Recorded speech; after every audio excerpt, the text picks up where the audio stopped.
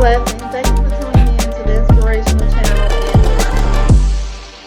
Channel. Today we're going to talk about today's Saturday, April the 26th. We're going to talk about an article I found on Human Rights Watch.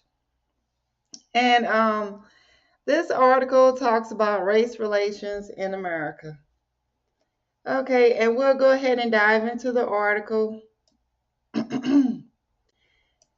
Okay, racial justice remained a pressing human rights concern in the United States in 2024. The U.S. ratified the International Convention on Elimination of All Forms of Racial Discrimination nearly 60 years ago, but has done far too little to implement its provisions. Living legacies of slavery and the slaughter and dispossession of Native peoples remain largely unaddressed.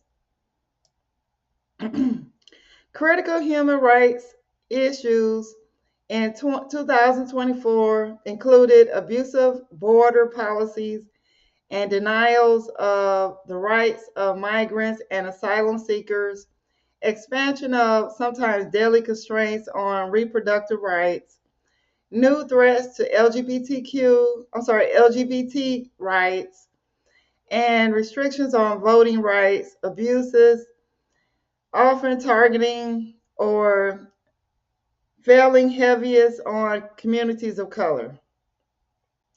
Donald Trump was reelected as president in November. His previous record in office and explicit campaign promises raised serious concerns about the threats his second term as president would pose to a wide range of human rights and to the democratic institutions tasked with upholding them. Structural racism and other discrimination. In June, the Oklahoma Supreme Court dismissed a lawsuit brought by the two last survivors of the 1921 Tulsa Race Massacre, calling the decision a miscarriage of justice. The survivors have requested a federal investigation. Although efforts to create a federal reparations study commission did not advance in 2024, several state legislatures proposed measures to address historical injustices that manifest the legacies of enslavement for Black communities. In June, a federal judge in Oklahoma City struck down part of a state law that censors teaching certain gender and race topics, providing a bright spot in a year with a spate of efforts to censor the teaching of Black history in several states. Students, parents, and educators continue to oppose laws that undermine democracy by restricting classroom discussion of race, history, sexual orientation, and gender identity, and by banning books by authors addressing these issues. Human Rights Watch and partners documented the harmful effects of these laws and asked the federal government to intervene in school censorship and discrimination. April marked the 10th anniversary of the Flint water crisis, a policy-induced disaster where state decisions caused a dramatic increase in lead levels in a Michigan water supply, contributing to widespread and permanent harms, especially among children in predominantly Black and brown communities. Water pipes throughout Flint remain contaminated, and there is no deadline to complete remediation. Indigenous groups and partners continue the fight to halt the construction of a lithium mine at Thacker Pass, Pimuha, in Nevada. They contend the mine is being built on religious and culturally significant land where a U.S. Army unit massacred their ancestors in 1865.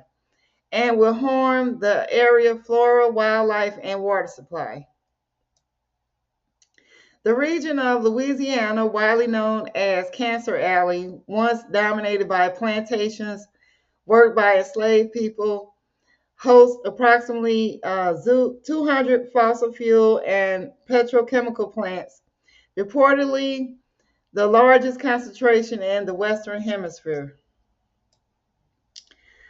The facilities are the largest source of stationary greenhouse gas emissions in Louisiana and discharge deadly toxic pollutants disproportionately harming the health of Black residents, many of whom are descended from the same enslaved communities.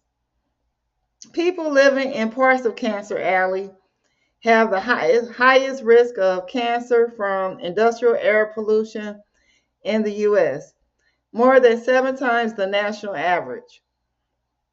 New research revealed the toll of air pollution on maternal, reproductive, and newborn health there, with low birth weight and preterm birth rates as much as triple the U.S. average. In April 2024, the Environmental Protection Agency announced nationwide industrial regulations that will require hundreds of fossil fuel and petrochemical operations across the country, including 26 in Cancer Alley, to curb toxic pollutants, reduce flaring, and increase air monitoring in surrounding communities, including reducing emissions of the most toxic chemicals by as much as 80%. The government also announced over 150 million to support Louisiana transition to renewable energy. The criminal legal system.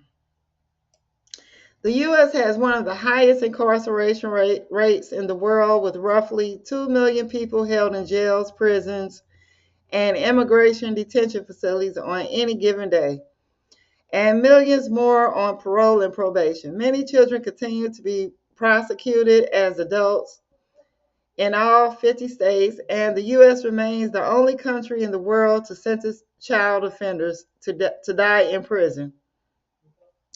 Racial disparities persist at every point of the criminal system, including police stops, searches, arrests, charging, and sentencing.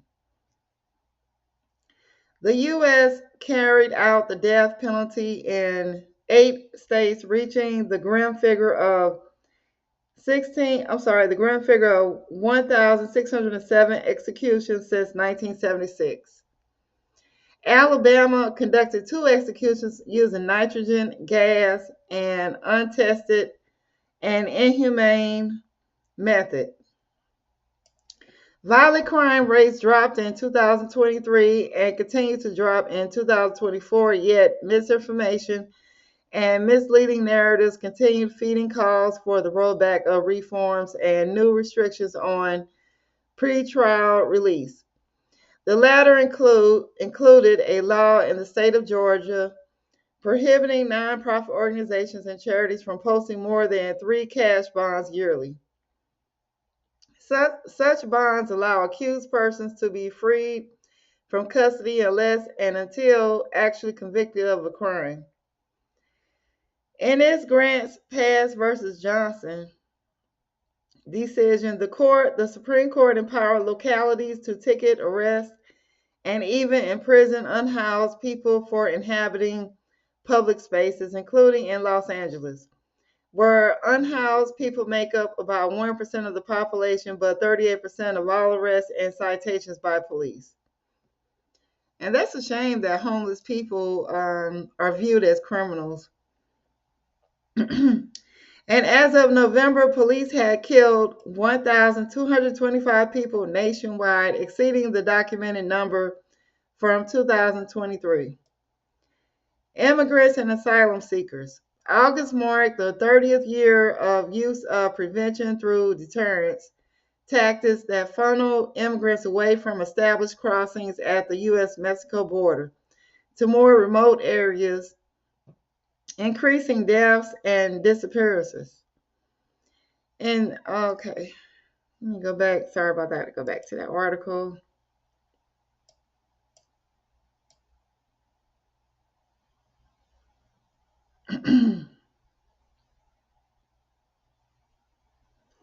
Yeah, America has a whole lot of human rights issues reported by the Human Rights Watch. Okay, let me see.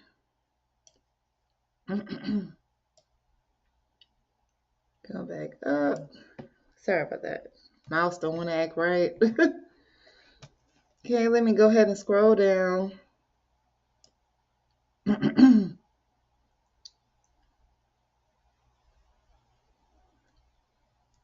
Okay, and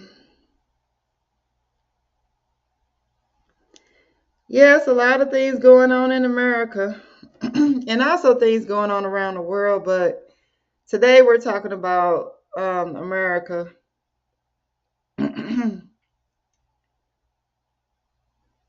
And it's a shame that homeless people are viewed as criminals.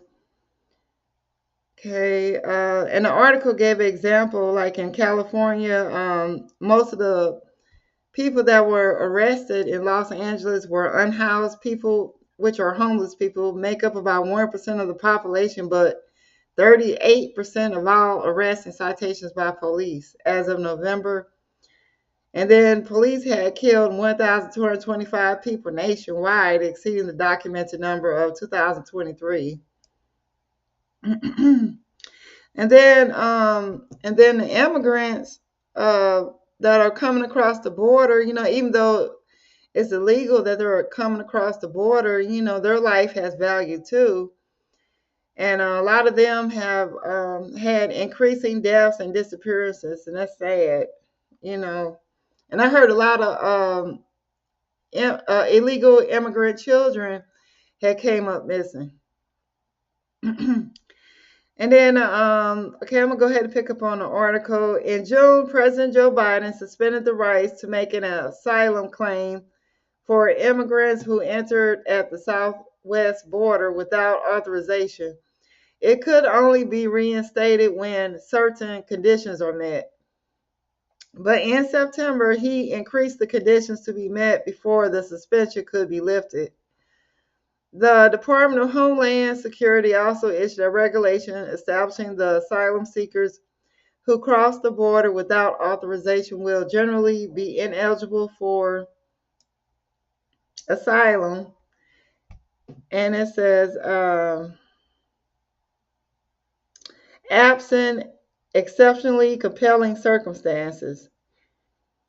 Okay, so the article says they would be, since September, the Department of Homeland Security also issued a regulation establishing the asylum seekers who cross the border without authorization will generally be ineligible for asylum absent exceptionally compelling circumstances. These measures violate U.S. obligations under international human rights and refuge law. And a while back, um, illegal immigration has always been a problem in America. Only it got worse when Biden was in office because he just left the border wide open. And I used to wonder what is the reason why all these illegal immigrants come over into America instead of trying to apply for a visa or come over here legally. And I remember I read some articles, and it stated that it's because of the issues in their homeland country. And then it say a lot of the policies that the U.S. have cause their conditions in their country to be bad, like Haiti, and then in Mexico, it's a lot of drug lords, a lot of criminal activity, and the fentanyl crisis. The illegal immigrants, they don't have a lot of money, so they make their money by bringing all the fentanyl across the border to the United States. And so it's just like a big mess, and they claim Trump is trying to clean it up, but all we can do is just see, see what happens. And then, and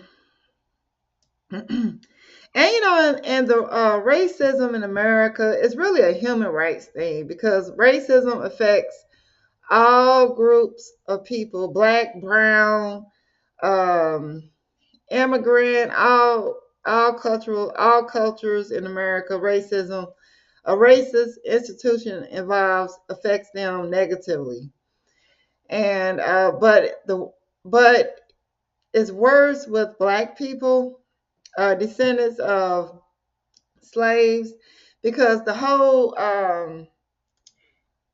institutionalized racism was built to keep them on the bottom, and so they get the worst. Black people get the worst of it. Black Americans, and it's a shame this is 2025 and no one has. People talk about it, but no politician actually tried to resolve the issue. Even though we had a black president, Barack Obama, he was more focused on the rights of LGBT. But I mean, he shouldn't have just maintained his focus just on that. He should have, because if you take care of one issue, you could probably resolve all the others, And then, the LGBTQ group is only a small percentage of them. I mean, but we just have to elect better politicians that are more in tune with fixing America, and really like during this past election, people weren't really given a choice on, they didn't really have any good candidates. And so Trump was the best bet, because it seemed like from the way he presented himself, and people looked at the other past 4 years, it wasn't as worse as it was up under the Biden administration. So that's why a lot of people went out to vote for Trump, or either they stayed at home and just gave up because they said there were no candidates. And but hopefully these human rights issues will be addressed in America. And going back to the article about the criminal legal system, the U.S. carried out the death penalty in 8 states, reaching the grim figure of 1,607 executions since 1976. And a lot of these executions, some of these people, I've heard of a couple of cases where the people were innocent and didn't do the crime, and they were scheduled for execution. So there does need to be an overhaul of the criminal justice system. And the article goes on to state Alabama conducted 2 executions using nitrogen gas, an untested and inhumane method. So basically, they executed 2 people in an inhumane way with nitrogen gas. And that's a horrible death. It's not like taking them out. They watch the people die slowly. I mean, that's horrible. You know. And then they got here. My opinion of the death penalty. I feel that there should be more emphasis on rehabilitating people. But if they created I say if they are a serious danger to society, then maybe they need to be incarcerated, and study to see how they got to the point where they're at. And but I don't think our justice system is ready for a death penalty because it's always innocent people that get charged with crimes, and you have a lot of corrupt judges and police officers. And so we don't, until America comes with a just system with qualified people, I don't believe they should have the death penalty. Maybe give them longer sentences. And then a lot of people that are found innocent that have these long sentences, they find out that they're innocent and don't even want to let them out of jail. I mean, it's not, our justice system is not, doesn't, it doesn't do what it's intended to do, promote justice, and it's supposed to be a place where people go when when they commit a crime and they do their time, and they're supposed to be rehabilitating those people, but they let them back out to commit more crimes because the person hasn't been rehabilitated. And I think they should be given a chance to get employment unless they're a danger. If they're viewed as a danger to society, then I can see them not having a job. But if they prove themselves to be rehabilitated, they should at least get a chance. Because a true rehabilitation is a chance to start off new. Not have a felony lingering over you for the rest of your life. I mean, but those are some issues that need to be worked on. And it goes to electing good politicians that care about America. And ready to because other countries, they might not be perfect, but they're way ahead of America for its technology and education. And America is perceived as the richest country. I mean, it's just. But let's go ahead and go back to the article. Okay, violent crime rates dropped in 2023 and continue to drop in 2024, yet misinformation and misleading narratives continue, feeding calls for the rollback of reforms and new restrictions on pretrial release. The latter included a law in the state of Georgia prohibiting nonprofit organizations and charities from posting more than 3 cash bonds yearly. Such bonds allow accused persons to be freed from custody until actually convicted of a crime. And I wonder how many black people have their bonds paid. I mean, it's the constant oppression of people in this country, and that's why America has not progressed. Um, we have the only country in this world that has a system built on how you're born, basically on a person race, black and white. And then they don't look at, your skin color. The way you're born should not be in any form or any shape a way to prohibit you from progressing. I mean, I remember, okay, like I'm 50 years old. And I remember growing up, and people my age, we believed that everything we were told was a lie, you know. And when I was growing up, they said you could do anything you could want to do, no matter what your color is. We all have a chance for the American pie. We all have a chance. And then I get out in the real world, I realize that some things are harder for some people, because of institutionalized racism. And not to say that black people can't overcome the challenges that are in America. You can overcome it, and nothing is given to anyone. We know that the issues are there, but if you have in your heart that you want to live prosperous, you can overcome it. And then you have faith and your creator, your higher power, and even in the Bible it states that we were born to be free. The Heavenly Father is the Elohim, or God of the oppressed. So if our creator does not believe in oppression or being enslaved, who are we to think that another person should be enslaved? And because we're all born free, you know. But I know it's like in a perfect world, all people would view it that way.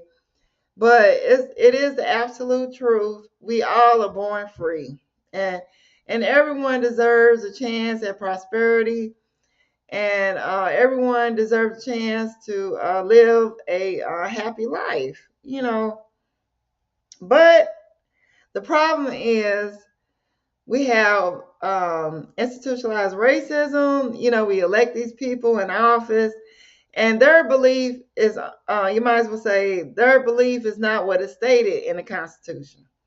You know, America supposed to be a land of the free.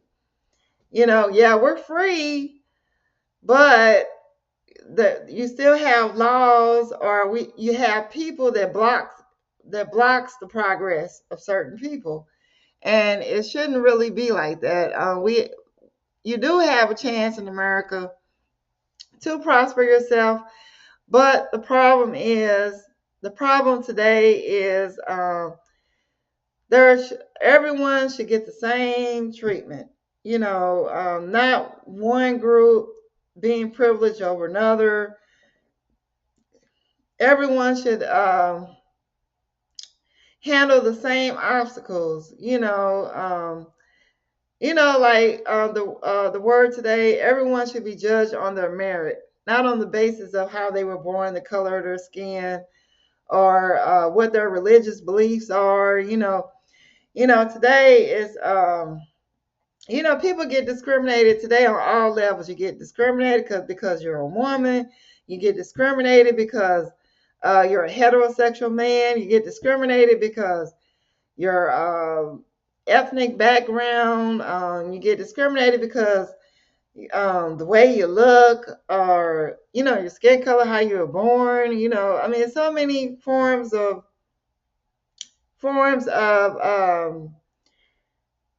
discrimination, when basically the person should be judged like they claim Martin Luther King said, uh, every person should be judged for their character, you know, not for the color of your skin. But the reason why institutionalized racism keeps going on is partly because the government allows it, because it's in the government also. And part of it because of the politicians that we have. Um, and some people believe that maybe we need to bring back segregation. You know, well, it depends on how you view it. There's so many levels to this. Like the medical malpractice. You have racism in the healthcare industry. It just and it's basically people just continue it, and then you have black people.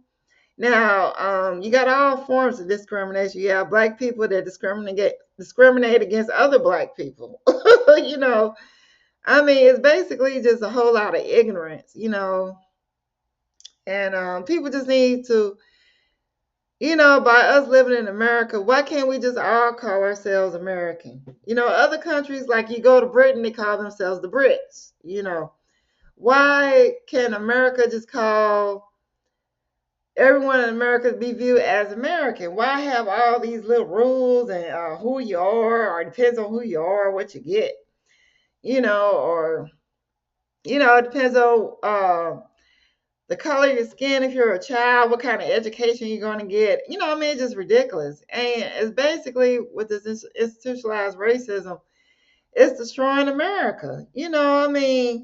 Why in 2025 we all have history books? Why are we talking about slavery? It's never been addressed.